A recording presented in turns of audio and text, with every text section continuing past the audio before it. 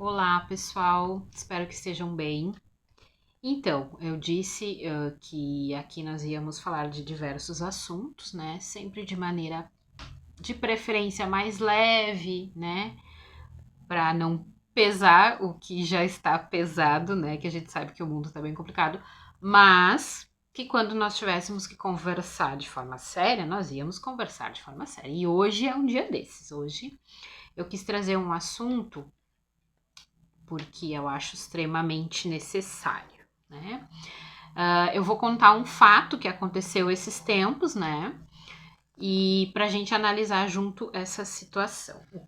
Nós estávamos numa roda de amigos conversando sobre a questão da violência contra a mulher, né? Sobre machismo, enfim. E aí a gente levantou a questão sobre. Era sobre cinema, filme, arte, cultura, tudo em geral, né? Mas a gente levantou a questão de que muitas mulheres sofrem assédio no meio artístico, principalmente dançarinas e atrizes, né?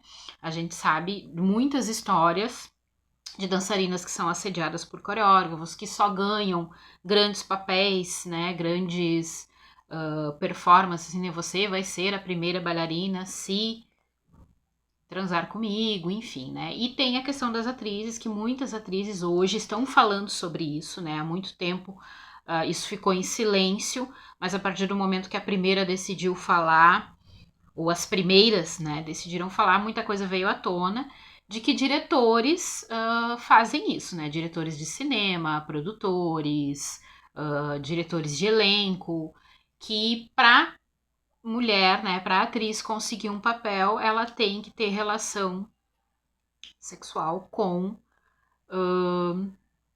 o diretor em questão, com o cineasta, com o produtor, enfim, né? E algumas aceitam e acabam ganhando os papéis e outras recusam, né? E aí nós estávamos falando sobre isso e daí nessa roda de amigos tinha um homem e ele falou o seguinte: ah, mas é só não aceitar.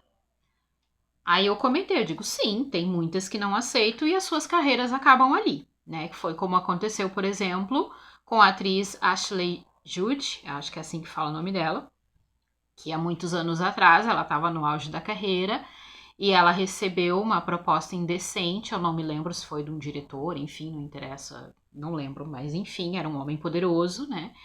E ela recusou. E o que que aconteceu? Porque além desses homens serem abusadores, né? Eles têm uma rede entre eles que se protege e que se alia e se protege. Então, o que que ele fez? Ele conversou com outros diretores, produtores, enfim, contou o que havia acontecido e boicotaram ela, né? Eles não contrataram mais ela para grandes papéis, somente para papéis secundários, e depois alguns foram recusando ela, e enfim, a carreira dela acabou ali, né? Aí esse mesmo amigo que tinha feito aquele comentário que disse, ah, mas é só elas recusarem, ele falou o seguinte: ah, mas aí é que tá, se todas as mulheres recusarem, eles não vão mais fazer isso. Porque acontece porque algumas aceitam. Aí eu olhei para ele e disse assim: você está dentro daquele padrão de sociedade que é da grande maioria, né, inconsciente, que culpabiliza a vítima e que sempre questiona a posição da vítima, mas não questiona a posição do agressor ou do abusador. Quando que, nessa situação, ao invés de perguntar por que que ela aceitou, quando que vocês vão perguntar por que que eles agem assim? Por que que um diretor de cinema faz esse tipo de proposta? Por que que um coreógrafo faz esse tipo de proposta? Por que que um produtor de cinema, um fotógrafo, por que que fazem esse tipo de proposta? E aí ele veio com a máxima, a velha máxima, né? Porque essa é a natureza do homem. Aí eu olhei para ele e disse assim, não. Aí foi aí que a discussão aqueceu, né? Porque eu olhei para ele e disse: não, essa é a natureza de um cachorro. De um homem, não. De um cachorro, sim. Um cachorro, quando vê uma fêmea no cio, ele não consegue se controlar, ele faz o que tem que fazer. Ele insiste até conseguir. Agora, um ser humano não deveria isso ser tratado como normal ou natural, porque não é. E aí ele ficou chocado, né, com essa resposta e eu continuei dizendo o seguinte: desde sempre a gente aprende que os homens são o lado racional e as mulheres são o lado emocional. Só que a gente está vendo que não é bem assim. Porque se um homem não consegue olhar para uma mulher e não sentir vontade de fazer relações com ela, ele não consegue se controlar, isso é não ter razão. Isso é viver no emocional. Isso é um instinto animalesco. Não tem nada de civilizatório nisso. Se um homem recebe um não de uma mulher, ou uma crítica, ou um pedido de separação, e não consegue se conter e precisa agredir, assassinar ela, ele não é um civilizado, ele não é um ser racional. Ele é um ser extremamente emocional, perturbado emocionalmente, que não consegue controlar as suas emoções. Ele tem um problema, tá? Não é assim dizer que é natural. Hoje, em 2026, achar que esse tipo de situação é natural é estar no mesmo patamar não civilizatório daqueles que estão fazendo. E aí eu disse para ele, se você pensa assim, você tem um problema, você tem que consultar, fazer terapia, entender. Aí ele veio todo, né? Não, eu não sou assim. Eu tô dizendo que a maioria é assim. Eu disse assim, então, se você não é assim, você tem que entender que aqueles que são estão com problema. Não é normal, não é natural. Tá? Então, vocês que dizem que não são assim, têm que começar a falar sobre isso abertamente com os homens, porque a gente está cansando. A gente não sabe mais como falar, como fazer, o que fazer. Porque tá chegando no nível absurdo. E aí todos aqueles homens dizem, não, eu não agrido, eu não abuso, eu não violento, eu não mato, eu não isso, eu não aquilo. Então comecem a levantar essa bandeira e falar. Os homens que estão fazendo isso estão com problema e precisam resolver. Tá? Porque assim, o que está acontecendo? Nós estamos sempre falando sobre isso, a gente tem uma luta aí de anos e tá tentando avisar que tem alguma coisa errada, porque a grande maioria da violência, não só contra a mulher, mas a violência em geral, é produzida por homens, bem como a maioria dos suicídios também são causados, a maioria, por homens. Então é porque tá um problema sério aí, precisa resolver. E só nós mulheres não vamos conseguir. A gente precisa do apoio, do esclarecimento dos homens. Que os homens começarem a falar sobre isso e repensar sobre tudo isso, discutir, debater, colocar em roda, porque senão não vai mudar. E começar a tirar esse machismo estrutural, essas coisas arraigadas de que é natural, de que sempre foi assim, de que é assim, ou aquela coisa de sempre perguntar sobre o que a vítima fez, ou o que a vítima não fez, ou por que que ela fez, ao invés de perguntar por que que ele agiu assim. Essa é a pergunta central. Por quê?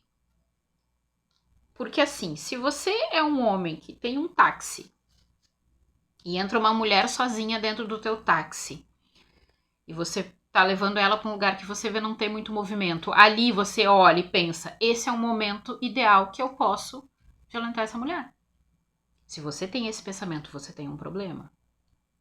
Se você é um homem que tá saindo do trabalho no início da noite, tá caminhando sozinho no lugar ermo, encontra uma outra mulher fazendo a mesma coisa e você olha para ela, esse é o momento que eu posso violentar ela, você tem um problema? Porque aí quando você virar um grande diretor de cinema, você vai utilizar o seu trabalho como desculpa para fazer sexo com o maior número de mulheres possíveis. Gente, fazer sexo com o maior número de mulheres ou homens possível, fazer o sexo com o maior número de pessoas possíveis, não é liberdade sexual. É um problema sexual muito sério que precisa ser resolvido terapeuticamente. Conversa com qualquer psicólogo, qualquer psiquiatra que ele vai te dizer, sim, o desejo desenfreado, eu preciso, é um problema. Não é liberdade. É problema. E eu não tô aqui bancando a moralista porque eu acho os falsos moralistas insuportáveis. Eu estou falando, se você é uma pessoa que não consegue controlar o seu desejo sexual, isso é um problema? Ou se o tempo todo que você olha uma mulher, você sente, você só pensa nisso, é um problema. Não é natureza. Como cães, isso é natureza. Como qualquer animal, qualquer bicho animalesco, qualquer animal não sendo um animal humano, isso é normal. Mas dentro do ser humano, se a gente está aqui falando de racionalidade e civilidade, isso não é normal. Tá? A mesma coisa a agressividade. Eu acho que os homens sempre foram ensinados a serem agressivos, competitivos, ser melhor sempre, controlar suas emoções, não chorar na frente de ninguém, não bancar o fraco, não mostrar fraqueza, não mostrar sensibilidade. Só que a gente chegou num ponto que isso estourou, né? E a racionalidade foi parar lá no dedo do pé, né?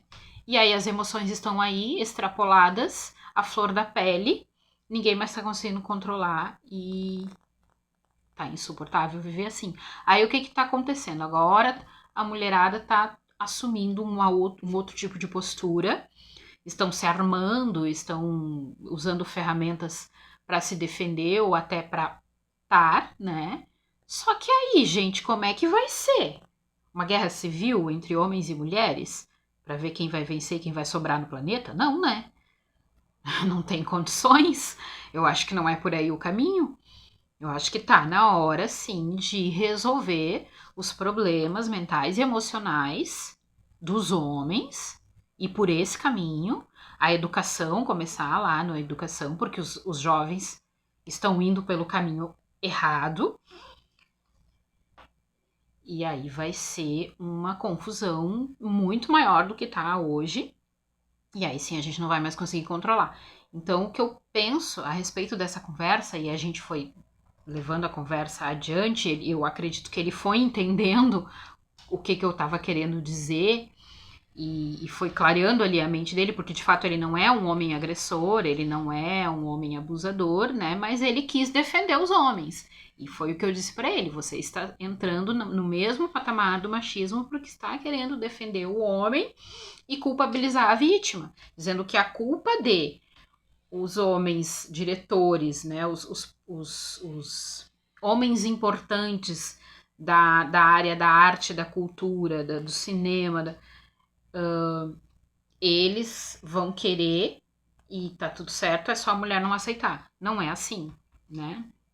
Aí ele foi entendendo, né? Esse meu amigo, né? Que nós estávamos em várias pessoas ali, ele foi entendendo, mas é cansativo. A gente sempre ter que falar sobre isso é cansativo.